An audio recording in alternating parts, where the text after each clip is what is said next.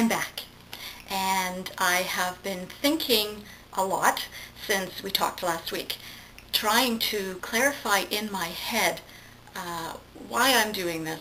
There's definitely a purpose. There's definitely a reason.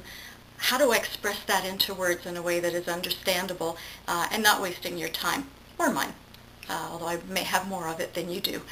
I read a quote today by Henry David Thoreau, and it put it all together for me. And here it is.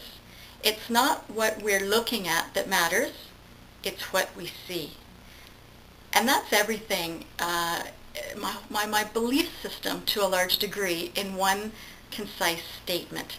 I call myself the Spirit Sleuth, and I do that because I can see meaning and symbology in everyday events, items, interactions that are, not there for everybody, and nor would they be, because a lesson or a message may be intended only for me. And in the same interaction, there may be something for the other party as well.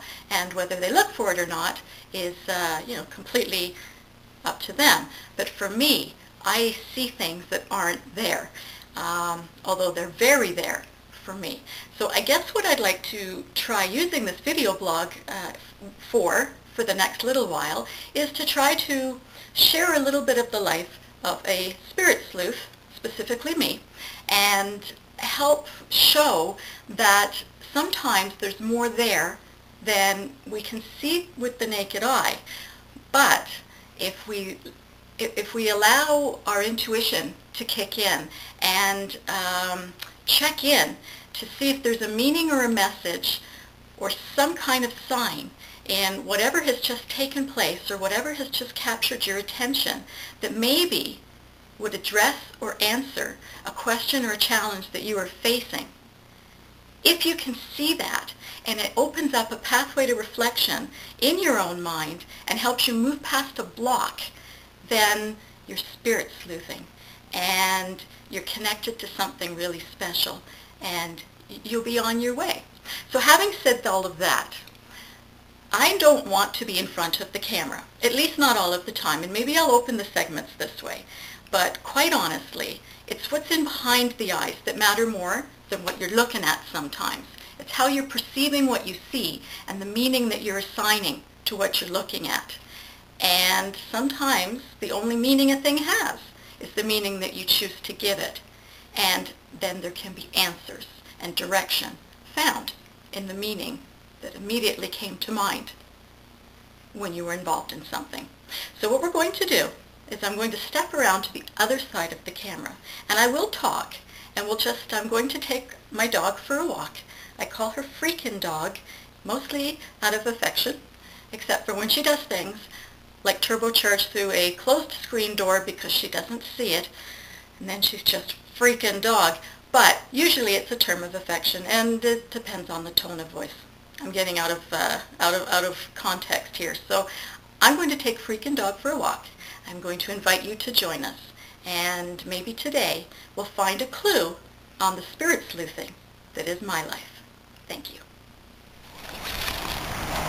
Okay, so here we go. It's been about 10 minutes since I was on. Freakin' Dog there heard me say the word walk. Became their usual blur of activity. Took 10 minutes to get both the collar and then the leash on her. And here we go. Let's see what we can find. Here we are, approaching the back of an elementary school. There's portables in the back. The school's experienced a little bit of growth because it has recently gone from just straight English public school to a combined French immersion school to enhance the numbers. My daughters went to this school. I was a volunteer here for 9 years.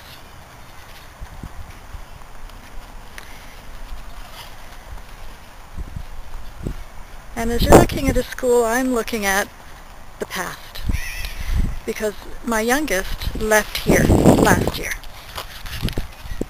She finished grade 6, is now in a middle school for grade 7.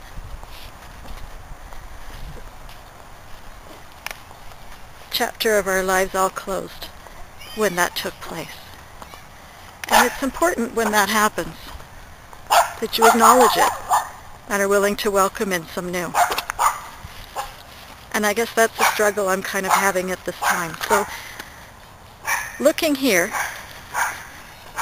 and remembering all the fond memories, how much easier it was to parent when they were the age that they attended this school, although it didn't seem so at the time, and letting that go and moving on, as they did, as we all have to, as I have in many ways. But what's next? That's what I see. What's next? And look, wide open. The possibilities, the potential. It's huge. Awesome, in fact. See if we can identify something. See these two trees? Can I do a zoom on? Yes. Here's one. Still has half of its leaves.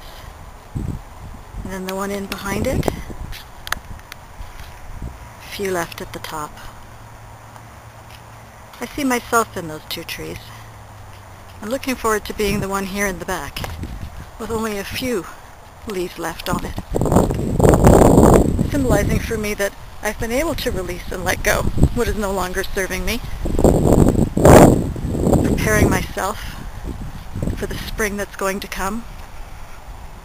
Look at all the space there for new buds, new growth, new leaves, as opposed to this one.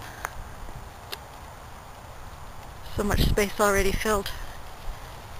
Somewhat limits your potential, doesn't it? This is what I don't want to be. A shadow. A shadow of who I am. A shadow of who I could have been. A shadow who a moment ago was so busy looking at something that isn't really in existence. Didn't notice the batteries were dying. Lost the camera. There's a place for shadows. But I don't want to be one. I have been all three of the elements that are not pictured here. The baby in the little swing. The child that got older, was able to push herself. And the parent that pushes both. Who will I be next? It's up to me, isn't it?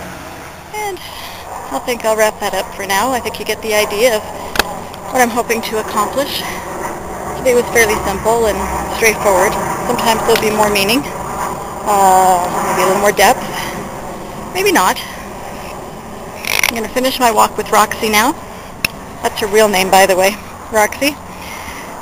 Freaking dog is just what I use as my pet name for her. If you're interested in this, if it's something that appeals to you, please leave a comment and let me know. I'd really love to hear from you.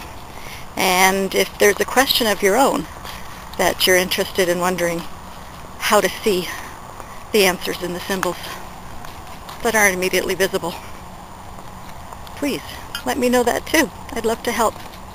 For now, Sally G, Spirit Sleuth, and Roxy, signing out.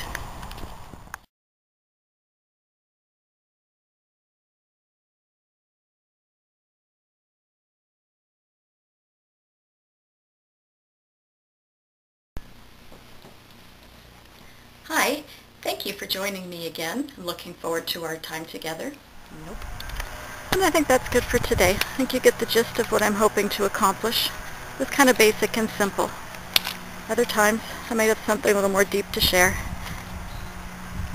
I'm just going to wrap up the walk with Roxy here. Oh, here's my garden. I cleared it a couple of weeks ago when the weather was starting to turn and it was getting colder. Preparing it for the winter. Except for this, of course. It's my peony bush. It was still green at the time. And now it's there to remind me that when you hold on to something longer than the time period of its purpose, it withers up and it dies.